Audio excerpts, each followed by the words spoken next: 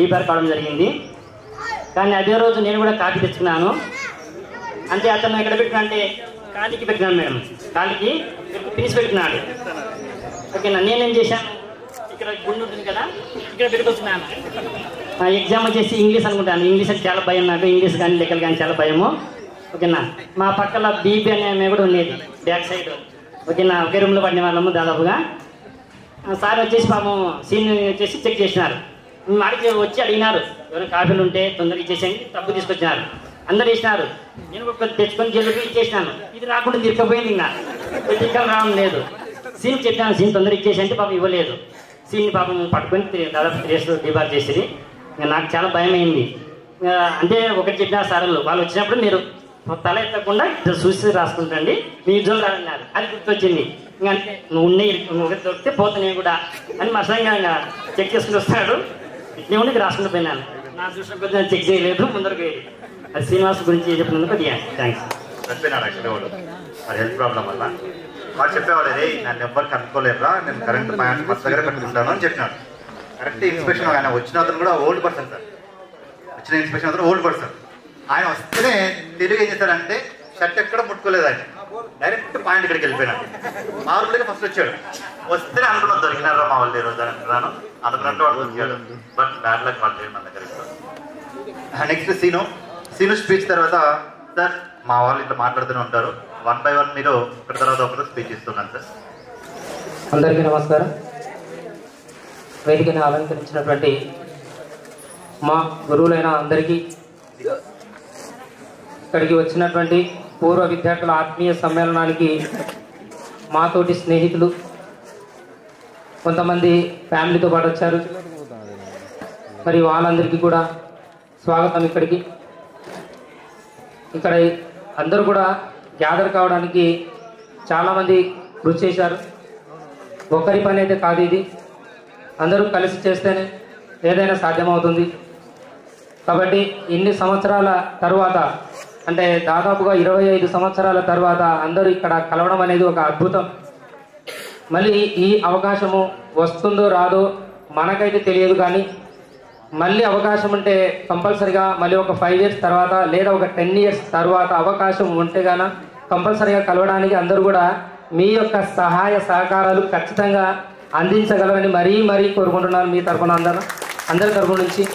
అదేవిధంగా ఉపాధ్యాయుల యొక్క బ్లెస్సింగ్స్ గాన ఉంటే గాన మేము మళ్ళీ మిమ్మల్ని ఇదే స్టేజ్ మీదకి మళ్ళీ ఆహ్వానించి మాకు చేతనైనటువంటి ఏదైనా కానీ పూలతో కావచ్చు లేదా పళ్ళతో కావచ్చు సత్కరించి మిమ్మల్ని సగౌరవంగా ఆహ్వానించి పంపించగలరని మీ యొక్క ఆశీర్వాదాలు మాకు కంపల్సరీగా ఉండాలి సార్ ఇక్కడికి.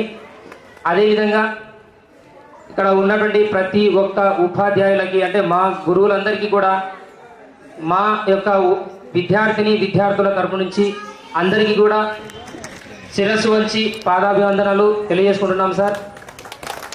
ఎందుకంటే గురువు లేనిది ఇక్కడ ఈ సృష్టిలో ఏది కూడా ఉండదు. గురువు లేని విద్య గుడ్డి విద్య అనేది అందరికీ తెలిసినటువంటి సామెతనే. అయితే ఏకలవ్యుడు లాంటి వాడే గురువు యొక్క విగ్రహంతో ఎన్నో అద్భుతాలు సాధించాడు.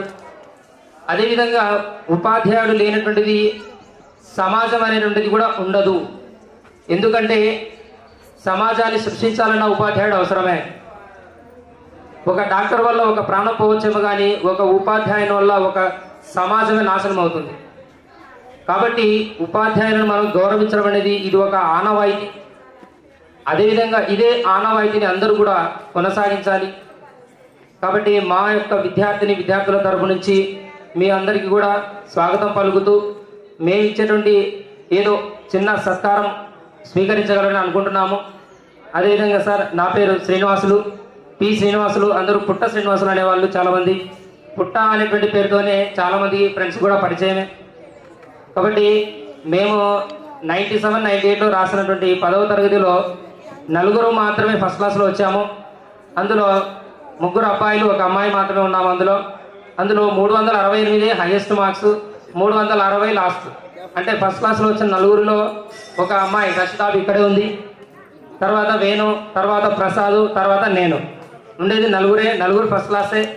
మిగతా వాళ్ళందరూ కూడా అందరు సెకండ్ క్లాస్ పాస్ అయ్యారు. కానీ ఇప్పటికీ చదువుతో కాకుండా జీవితంలో ఏమి నేర్చుకున్నాం అనేది మనకు ముఖ్యం. ఇక్కడ చదువు అనేది ఉండొచ్చు, కానీ దానితో పాటుగా సమాజంలో ఎలా ఉండాలనేది కూడా చాలా అవసరమే. కాబట్టి నా భార్య కూడా ఇక్కడే ఉందండి. మా మిస్సెస్ కూడా, తను కూడా టీచరే. ఆత్మకూరు కొత్తపల్లి మండలంలో పనిచేస్తుంది, ట్రైబల్ స్కూల్లో పనిచేస్తుంది సార్, హిందీ టీచరు. నేను కూడా హిందీ టీచర్గా పనిచేస్తున్నాను. నంద్యాల శ్రీ చైతన్య టెక్నో స్కూల్స్ దగ్గర 10 సంవత్సరాలు సార్ అక్కడ వర్క్ చేస్తున్నాను నేను. నా కూతురు కూడా ఇక్కడే ఉంది సార్. నా కూతురు కూడా వచ్చింది ఇక్కడికి, పేరు యశస్విని. అమ్మాయి ఇప్పుడు 10th క్లాస్ చదువుతుంది సార్. తను కూడా శ్రీ చైతన్య టెక్నో స్కూల్లో చదువుతూ ఉంది. ఈ సంవత్సరం 10వ తరగతి రాయబోతుంది సార్. కాబట్టి మీ యొక్క ఆశీర్వాదాలు కూడా అందరికీ, మాకు కూడా, మాతో పాటు ఉన్నట్టు మా పిల్లలకు కూడా మీ యొక్క ఆశీర్వాదాలు అందించాలని మరీ మీరు కోరుకుంటున్నాం సార్.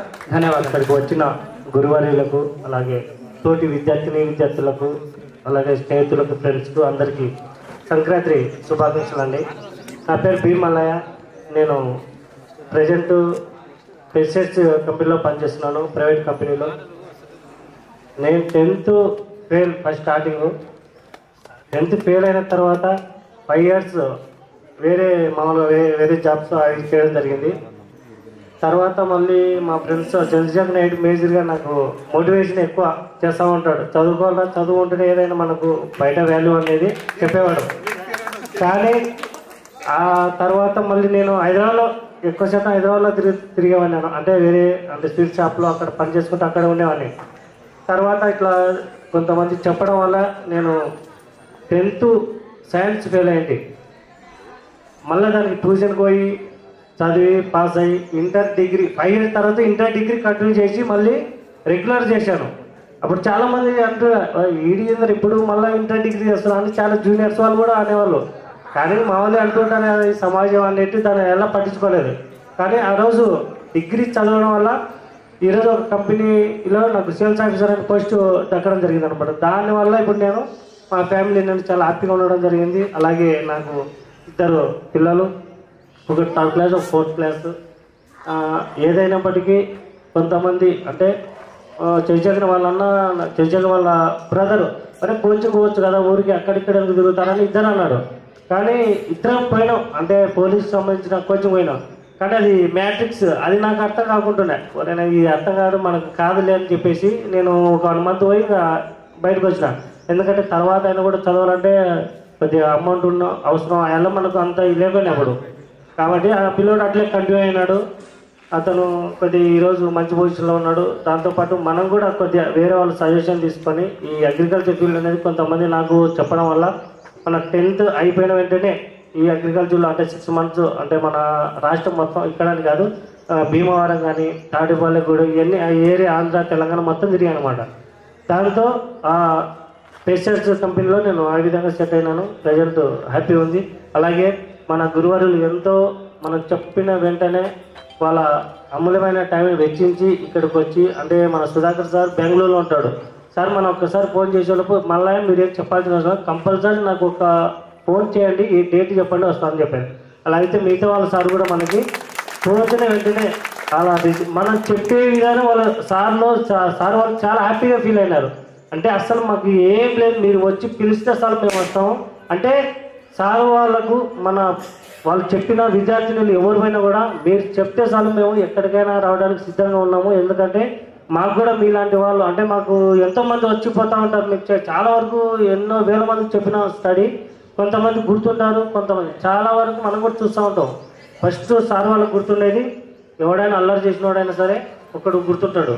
అదే బాగా ఫస్ట్ క్లాస్ స్టూడెంట్ వాడే గుర్తు. మధ్యలో చాలామంది ఉన్నారు, ఇప్పుడు మన దాంట్లో ఉన్నారు. ఇప్పుడు నేను వెనక బ్యాచ్, మన ముందు బ్యాచ్ చూసాం, వెనక బ్యాచ్ చూసాం. మన దాంట్లో మాత్రం చాలా వరకు టీచర్స్ కానీ అంటే గవర్నమెంట్ ఎంప్లాయీస్ కానీ అలాగే ప్రైవేట్ జాబులు చేసేవాళ్ళు కానీ వ్యవసాయం చేసేవాళ్ళు చాలా మన బ్యాచ్ చాలా బెటర్గా ఉన్నారు నేను చూసిన దాంట్లో.